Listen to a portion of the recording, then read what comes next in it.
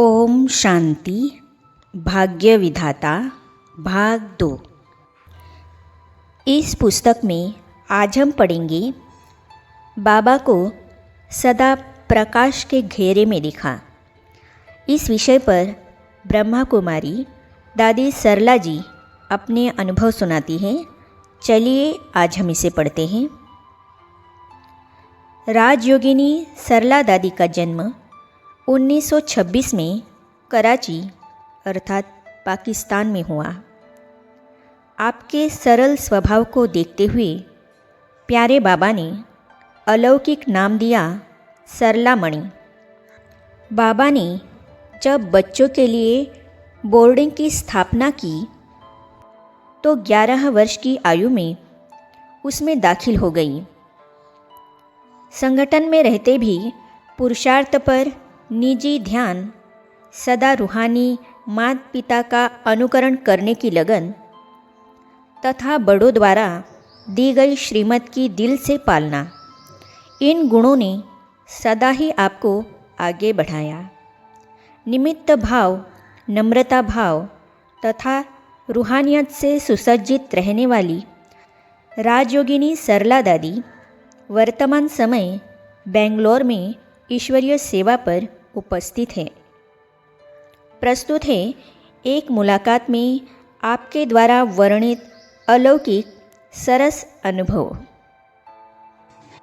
दादी को प्रश्न पूछा गया, आपको ईश्वरीय ज्ञान का परिचय कैसे मिला? दादी ने उत्तर दिया, मैं अविभाजित भारत के सिंध हैदराबाद प्रांत में अपनी लौकिक बहन कलावती के पास रहती थी। बहन जी ओम मंडली में जाया करती थी और जो ज्ञान की बातें वह सुनती थी वे हमको भी आकर सुनाती थी। विशेष रूप से जो गीत सुनकर आती थी उन्हें गुनगुनाते हुए मुझे सुलाती थी। गीतों में अनोखा रस अनुभव होता था। नींद ऐसी आती थी जैसे भगवान की गोद में सो रही हो। कुछ दिनों के बाद बहन जी ने एक सुखदायी समाचार सुनाया कि प्यारे बाबा ने बच्चों को अलौकिक विद्या सिखाने के लिए बोर्डिंग बनाया है। हमने कहा कि हम भी ज़रूर दाखिल होंगे। उस भवन का नाम ओम निवास था। वहाँ पहुँचते ही ऐसा महसूस हुआ कि हम अपने ही परिवार में पहुँच गए हैं और एक अलौकिक खुशी अनुभव होने लगी। मैं जीवन में माँ की कमी महसूस करती थी। बाबा की दृष्टि से लाइट मिलते ही एक अलौकिक माँ के मिलन का अनोखा सुखदायी अनुभव मुझे हुआ। बोर्डिंग में हम 60 बच्चे थे। हमारी दिनचर्या बाबा ने ऐसी बनाई थी कि प्रातः उठने का गीत बजता था, जाग सजनिया जाग, और रात को सोते समय मम प्राण पिया वारी जाऊ और सो जा राजकुमारी सो जा, ये गीत बजते थे। उस समय बाबा 3 मिनट के लिए हम बच्चों के पास आते और दृष्टि देते थे।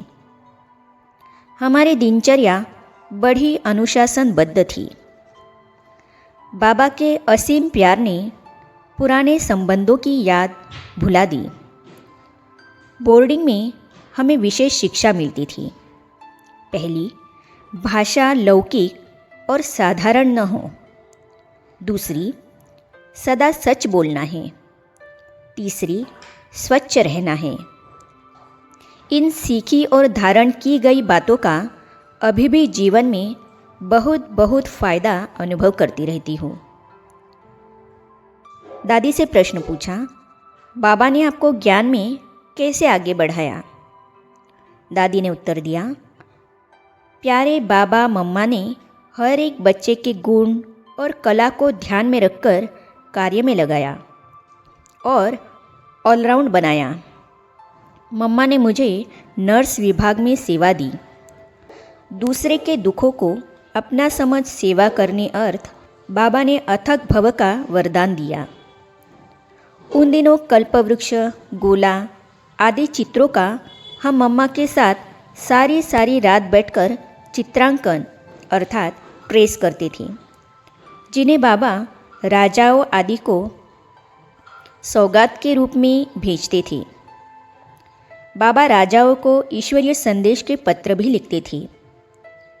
बाबा की उम्मीदें हम बच्चों में थी, जो जीवन में वरदान के रूप में अनुभव होने लगी।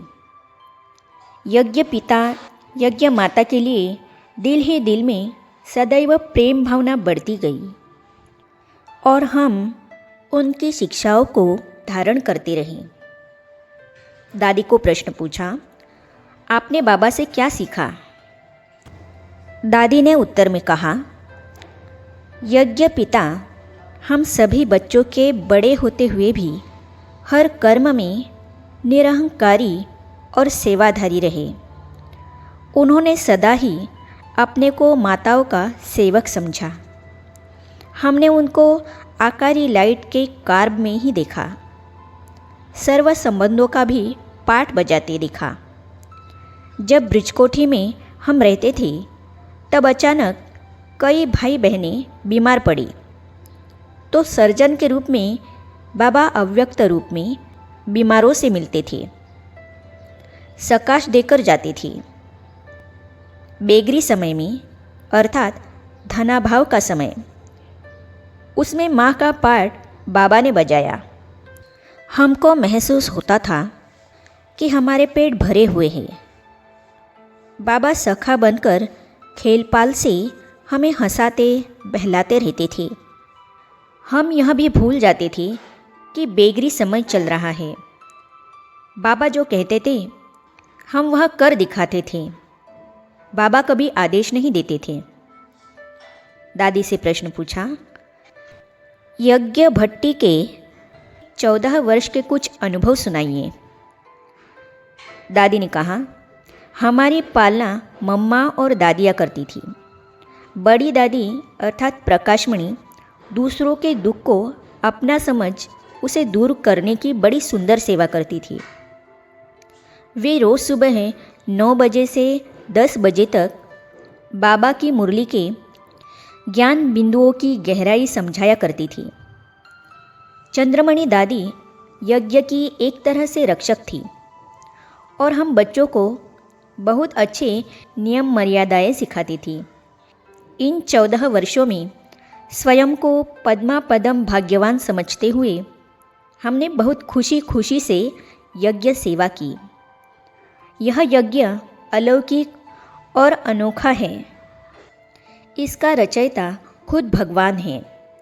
यह महसूसता हमें होती थी। लौकिक दुनिया निस्सार नजर आती थी। दिल कहता था कि यही सार की दुनिया है। दादी से प्रश्न पूछा, आपने कहाँ कहाँ ईश्वरीय सेवाएं की? सेवा करते समय के कुछ अनोखे अनुभव हो तो सुनाइए। दादी ने कहा, मैं 14 वर्ष तक उत्तर प्रदेश में कई स्थानों पर ईश्वरीय सेवा में रही। बेंगलोर सन 1971 में आई। तब से यहाँ की सेवा में हूँ।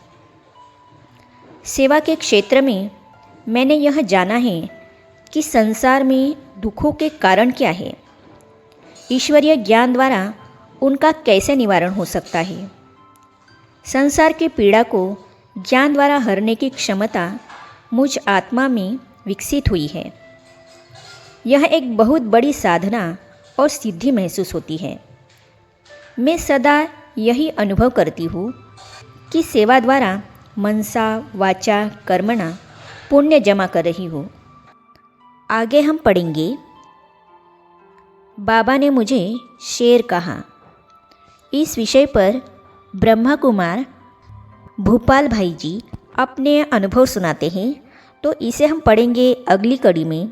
तो ये जानने और पढ़ने के लिए इस चैनल को सब्सक्राइब करने के साथ ही साइड में जो बेल आइकॉन है उसे भी क्लिक कीजिए, ताकि आने वाली सभी वीडियो और अब तक की सारी वीडियो आप तक पहुंचती रहेगी।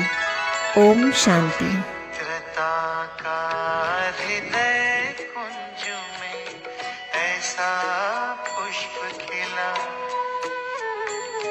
जिसकी सुगंध से जीवन में सुख ये सुख मिला। पवित्रता का हृदय कुंज में ऐसा पुष्प खिला, जिसकी सुगंध से जीवन